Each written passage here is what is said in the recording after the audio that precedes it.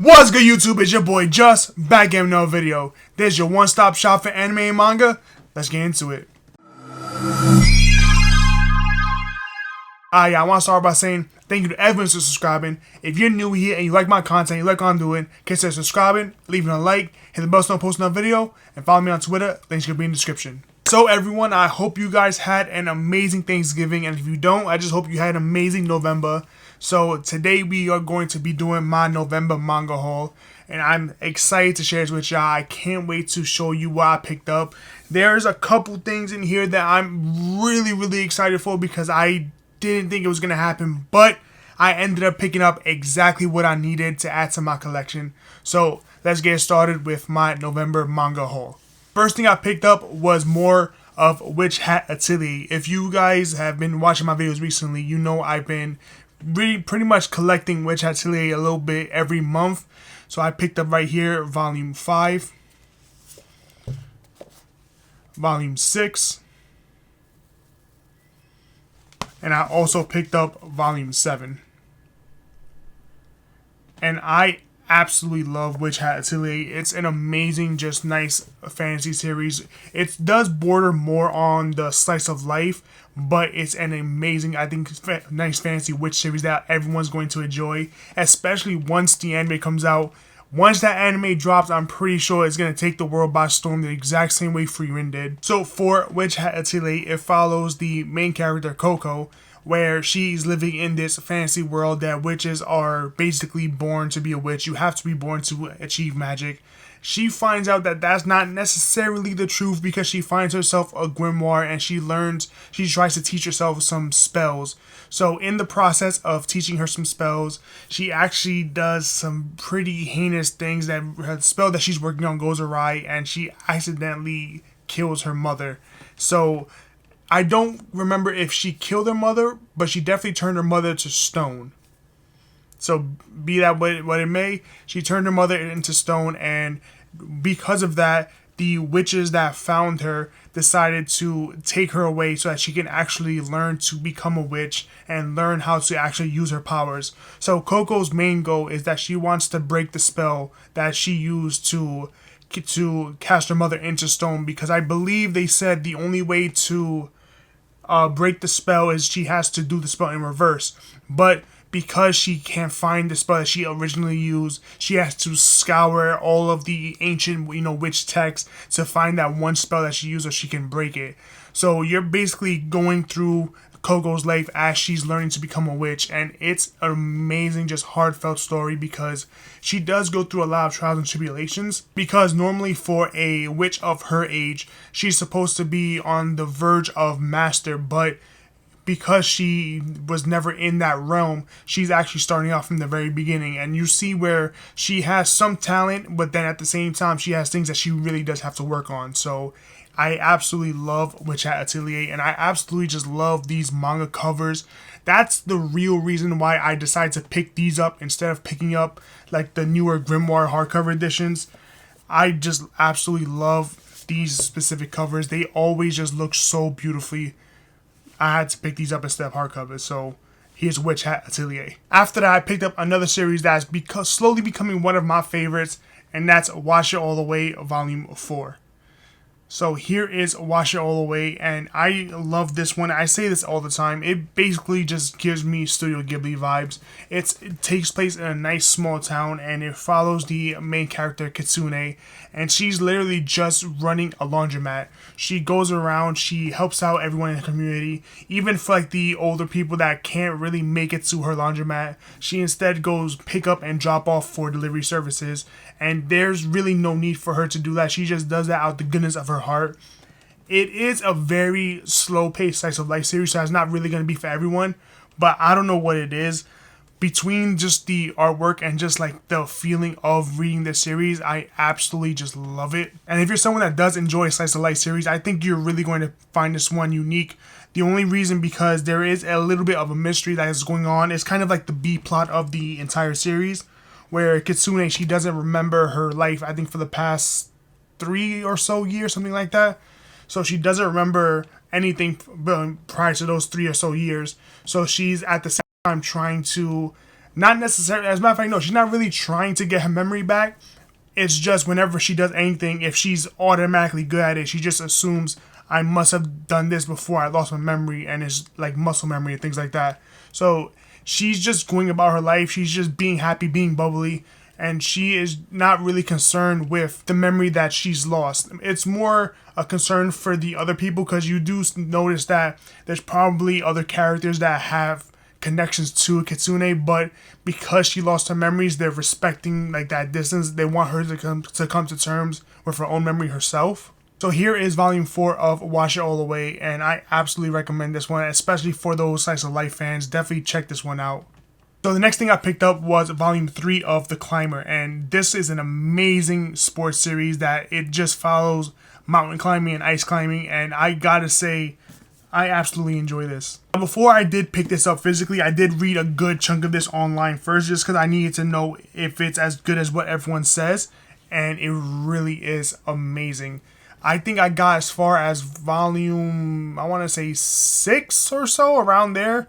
I think, I'm not entirely sure, 5 or 6 I got around there. So I'm still not caught up with the physicals, because the physicals have not released all that way yet. But this is an incredible series, and the artwork is impeccable. I mean, I absolutely just love the scenery. I love the different panels that they use in here, because like this just looks amazing.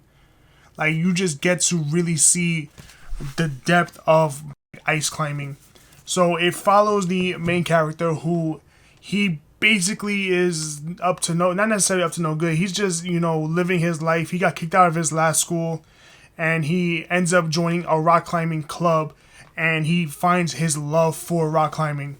Now the thing is, rock climbing is supposed to be a team sport, but because he is naturally a loner, because he's been kicked out of his last school and all these other circumstances, he's really doesn't want to rely on anyone. So you're seeing his tale as he tries to essentially become a free climber solo.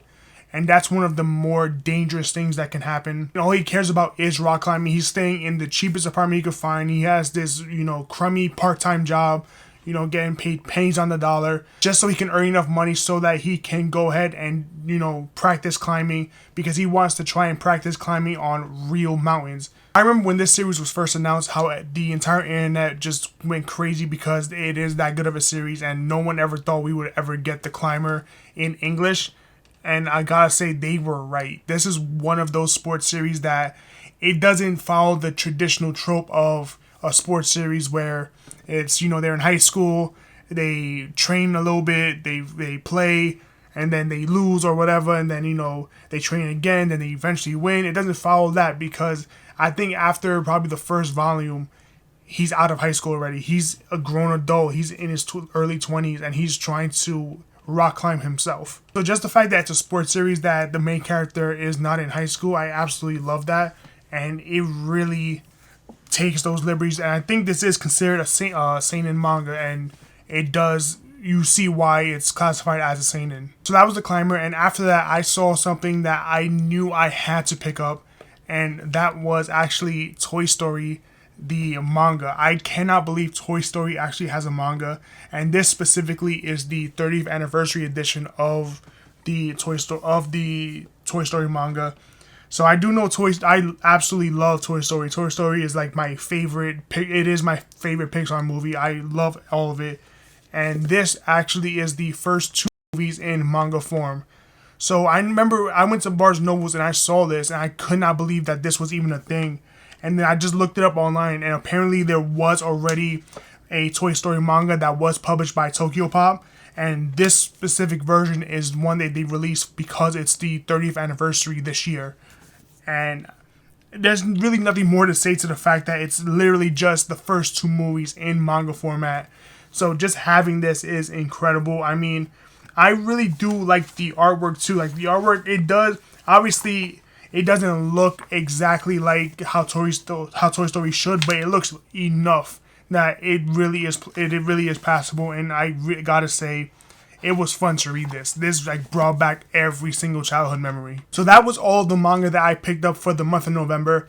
But there is one thing that is kind of manga adjacent that I do want to talk about, and that is actually the One Piece Law light novel. Now, I cannot believe this finally was released. I've been waiting for this to release forever. This is the One Piece Lost story, which is the light novel. So, for those of you that don't know, light novel, it's words. It's not a manga. So, I absolutely been waiting for this to release. I know Ace's story is out. I'm not really a big fan of Ace. I might pick up his manga eventually. I don't know if I'll pick that up. But Law is my favorite character in One Piece. I absolutely love him. I love his Abop fruit. And this is just his backstory. This is how he created the Heart Pirates.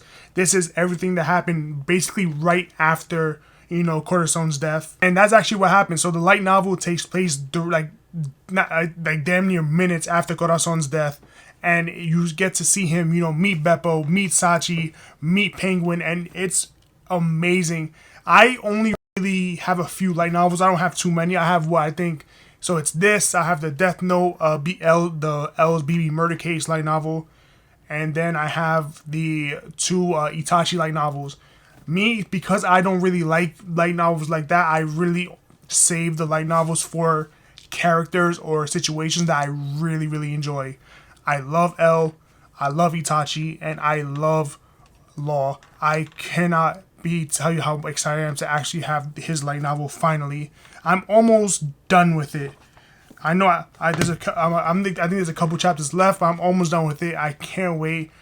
This is incredible. If you like One Piece, if you like Law, definitely pick this up because it really does feel like the manga. Like, it's so descriptive that you really don't even realize you're not reading manga panels. That was everything that I picked up in the month of November. So you saw I picked up a few manga series here, and then obviously my light novel.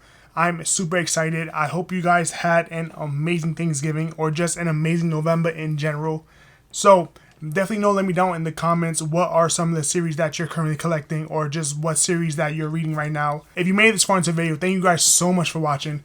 If you're new here and you like my content and you like what I'm doing, consider subscribing, leaving a like, hit the bell so when I post another video, and follow me on Twitter. Links will be in the description. This is your boy Just. I'm off this.